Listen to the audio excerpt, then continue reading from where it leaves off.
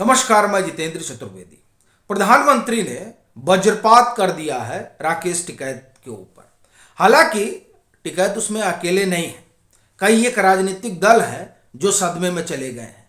कुछ एक राजनेता हैं जिनको समझ नहीं आ रहा है कि अब क्या किया जाए, क्योंकि प्रधानमंत्री ने दांव ही ऐसा चल दिया है। उस दांव के बाद ना राजनीतिक दलों के पास अब जमीन बची है और ना उन नेताओं के पास जो उस जमीन पर फसल उगाकर अपनी सियासत चमकाया करते थे।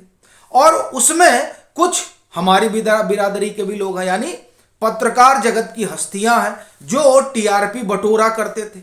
अब इन सब के लिए जो है संकट खड़ा कर दिया है प्रधानमंत्री ने। तब अब सवाल उठता है कि आखिर में ऐसा क्या कर दिया प्रधानमंत्री ने, क्यों इन लोगों के पेट पर लात मार दी। तो दरअसल पीएम ने पेट पर लात तो नहीं मारी, बस कुछ फैसले रुके हुए थे एक लंबे समय से, क्योंकि जो औपनिवेशिक मानसिकता है उससे ग्रसित पार्टी का शासन रहा लंबे दौर तक, यानी कांग्रेस का। तो कई फैसले जो हो जाने चाहिए थे वो नहीं हो पा रहे थे।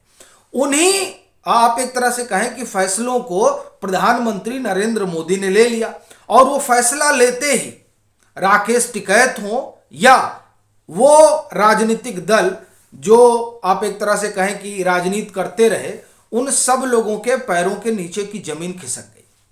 तो फैसला क्या हुआ, देखिए पीएम ने 9 फरवरी को 3 विभूतियों को भारत रत्न सम्मान दिया, यानी उसकी घोषणा हुई कि इन 3 विभूतियों को जो है यह सम्मान दिया जाएगा। पहला नाम चौधरी चरण सिंह का है। कितने बड़े किसान नेता है वो, ये बताने की जरूरत नहीं है। एमएस स्वामीनाथन, कृषि के क्षेत्र में अभूतपूर्व योगदान है उनका। और फिर पीवी नरसिम्हा राव, भारत के पूर्व प्रधानमंत्री, कांग्रेस के कद्दावर नेता जो गांधी परिवार मानने को तैयार नहीं रहा, और उनके साथ जिस तरह का दुर्व्यवहार हुआ उनकी मृत्यु के बाद, यह जग जाहिर है। हाफ लाइन वो पूरी किताब है जिसमें इस बात का वर्णन है कि किस तरीके से राव साहब की जब अंतिम यात्रा निकली तो उनके शव को कांग्रेस दफ्तर के भीतर नहीं जाने दिया गया, ताला लगा दिया गया था। और उनकी आप ये समझिए कि जब उनकी अंत्येष्टि हुई तो उनके शव को पूरा जलने तक नहीं दिया गया, और कहा गया कि नहीं, इनको यहां जाइए, सब समाधि वगैरह जो है उनकी बनेगी आंध्रा में। यानी जो भारत के प्रधानमंत्री रहे उनके लिए आप ये कहें कि जमीन नहीं मिली गांधी परिवार को। और गांधी परिवार स्पेसिफिक इसलिए कह रहा हूं क्योंकि इन्हीं के चलते नरसिम्हा राव को वो सम्मान नहीं मिला जो मिलना चाहिए। और इसीलिए ये जो भारत रत्न सम्मान नरेंद्र मोदी की सरकार ने दिया है, उसके बाद से आंध्र प्रदेश में कांग्रेस की जड़ें अब हिलने वाली हैं। क्योंकि आंध्र प्रदेश में कांग्रेस ने रिवाइव की कोशिश की थी, खास तौर से जगन मोहन रेड्डी की बहन को लाकर। और यह माना जाता है कि जगन मोहन रेड्डी का जो इमरजेंस हुआ उसमें एक बड़ी भूमिका उनकी बहन की भी रही। और उसके सहारे कांग्रेस ने यह सोचा था कि हम जो है आंध्रा में कुछ कर ले जाएंगे। लेकिन भाजपा ने, या मैं कहूं कि प्रधानमंत्री नरेंद्र मोदी ने एक ठीक दांव चला। पहली चीज तो जो विभूतियां हैं उन्हें सम्मान दिया, और दूसरी चीज कांग्रेस की सियासत को औंधे मुंह गिरा दिया। एक तो यह हुआ, इससे आप देखिए कि कांग्रेस हलकान है। बाकी जो 2 नाम है, चौधरी साहब का और एमएस स्वामीनाथन, इस पर आते हैं। देखिए चौधरी साहब को भारत रत्न सम्मान मिले, इसकी मांग लंबे समय से उनके समर्थकों और उनके परिवार के लोगों की रही है। और आप देखिए जो जयंत चौधरी की प्रेस कॉन्फ्रेंस है, उस प्रेस कॉन्फ्रेंस में भी उन्होंने इस बात को रेखांकित किया कि किस तरह से चौधरी अजीत सिंह ने पूरी कोशिश की थी, यूपीए की सरकार थी और क्या कुछ हुआ। हालांकि वो उस डिटेल में नहीं गए, लेकिन जाहिर सी बात है वहां कुछ तो हुआ कि चौधरी साहब को जो है वो भारत रत्न सम्मान नहीं मिला। लेकिन अब मिला, और इस मिलने का जाहिर सी बात है कि राजनीतिक मायने है।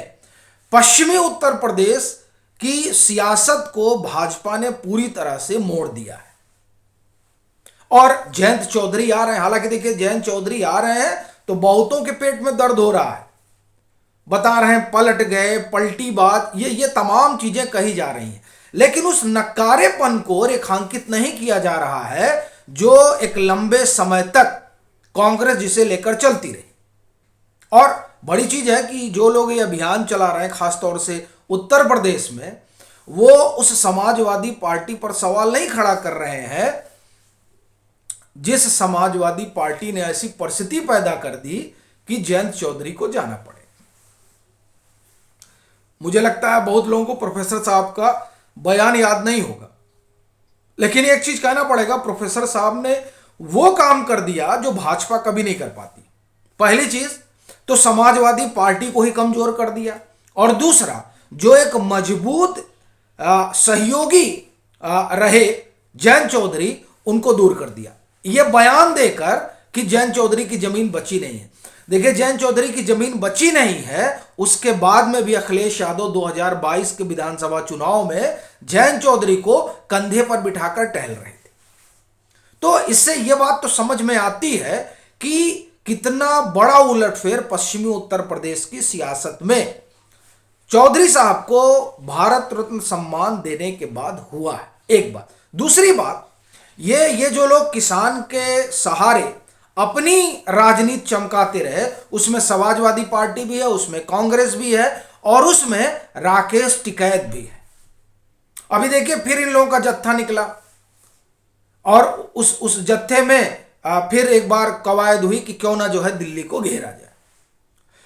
वो कवायद और खास तौर से उसके पीछे की राजनीति, क्योंकि इसमें एक बड़ा धड़ा जो है वो वामपंथी जो किसान संगठन है उनका है, और जिनको हवा जो है आप जान ही रहे हैं कि कहां से मिल रही है और कहां से आ रही है।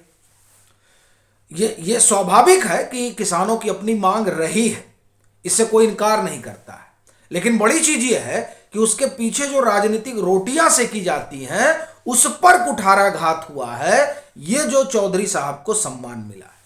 तो एक तो जो लोग किसानों के नाम पर अपनी राजनीति चमका रहे हैं उनको बड़ा धक्का लगा, और दूसरा जिस जाट सियासत को आगे बढ़ाया जा रहा था और उसकी कोशिश चल रही थी पिछले कई महीनों से, दरअसल उस राजनीति को भी गहरा धक्का लगा है। अब ये जो दो चीजें हुई हैं, और उसमें देखिए कि स्वामीनाथन साहब की भी बड़ी भूमिका रही, तो उनको भी जो है इस सम्मान से सम्मानित किया गया। तो इस तरह से जो किसानों का मुद्दा उठाकर अपनी राजनीतिक बैतरणी पार कराने की कोशिश में कांग्रेस लगी हुई थी, या हम कहें कि इंडी गठबंधन लगा हुआ था, उन सब लोगों के लिए ये जो प्रधानमंत्री नरेंद्र मोदी ने किया है ये किसी सदमे से कम नहीं, क्योंकि उनकी तो पूरी राजनीतिक जमीन इन्होंने खींच ली, मुद्दा ही खींच लिया। अब वो राजनीति किस पर करेंगे? और ये बात तो उनकी हुई जो राजनीति में लगे हुए थे, फिर वो चाहे टिकैत साहब हो, चाहे कांग्रेस हो, या उनका गठबंधन हो, और चाहे और राजनीतिक दल हो। अच्छा, यही हाल जो है कांग्रेसी इकोसिस्टम के उन पत्रकारों के साथ भी हुआ है। अब वो क्या करें?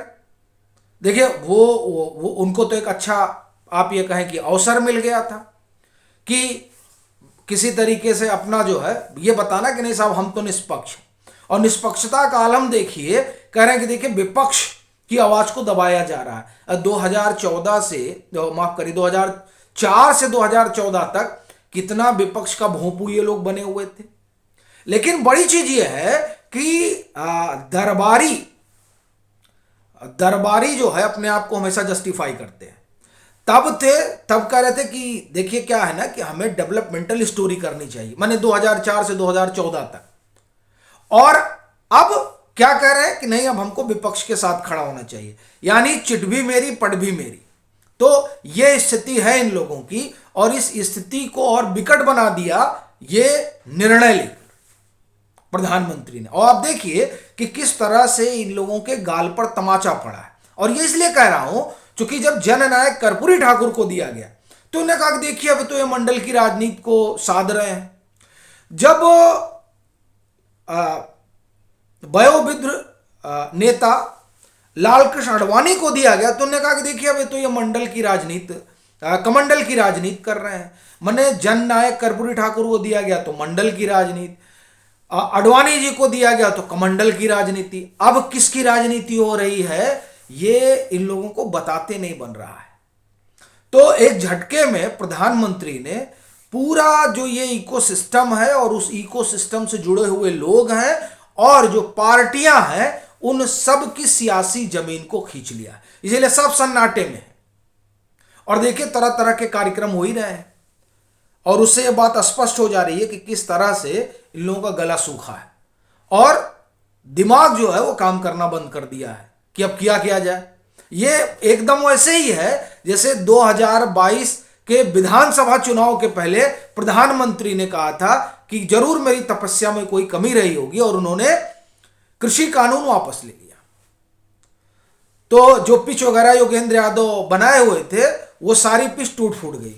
कमोबेश वही स्थिति फिर हो गई है, क्योंकि जो घेराबंदी चल रही थी कि चलिए फिर से दिल्ली घेरा जाएगा और राजनीतिक रोटियां सेकी जाएंगी, पिच बनाई जाएगी, पीएम ने पूरा पिच ही जो है ध्वस्त कर दिया। आपकी क्या राय है जरूर साझा करें। मतांतर से नहीं जुड़े हैं तो जुड़ें, वीडियो को लाइक करें और साझा करना ना भूलें।